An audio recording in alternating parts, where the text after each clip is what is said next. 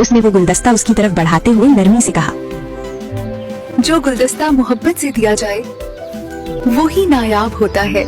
शहजादी ने कभी ऐसी खूबसूरती नहीं देखी थी, इतनी सादा, इतनी रोशन। उसका दिल लरज उठा, मगर जो वादा उसने किया था वो उसे जंजीरों की तरह जकड़े हुए था। उसने गुलदस्ता लिया और भारी कदमों के साथ वापस चला गया।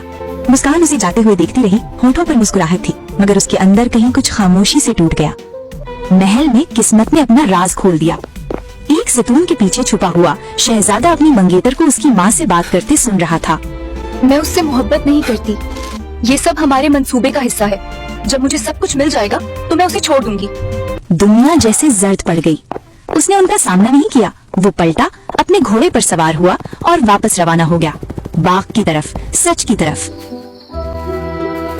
फ्लावर गर्ल, कहाँ हो तुम? एक खिले हुए खुबानी के दरख्त के नीचे मुस्कान खड़ी थी, अपनी खूबसूरत बिल्ली को गोद में लिए। पंखड़ियां उसके बालों में गिर रही थी। शहजादा हाँफता हुआ उसके करीब आया। उसने गुलदस्ता उसकी तरफ बढ़ाया। खामोशी छा गई। ये नायाब है, मेरी मोहब्बत कबूल करो। मैं अंधेरे में था, तुम मेरा दिन हो। फिर मुस्कान मुस्कुरा दी।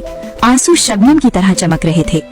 एक मध्यम लाजवाल धुन उभरी और वो दोनों खिले हुए दरख्तों के नीचे गाने लगे, जबकि परिंदे और पंखड़ियां भी उनके नगमे में शामिल हो गईं।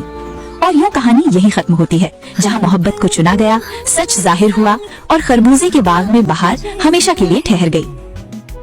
अस्सलामुअलैकुम। अगर आपको हमारी वीडियोस पसंद आए तो हमारे चैनल द फैमिली वॉल्ट को सब्सक्राइब करें और नई वीडियोस की अपडेट्स के लिए बेल आइकन जरूर दबाएं।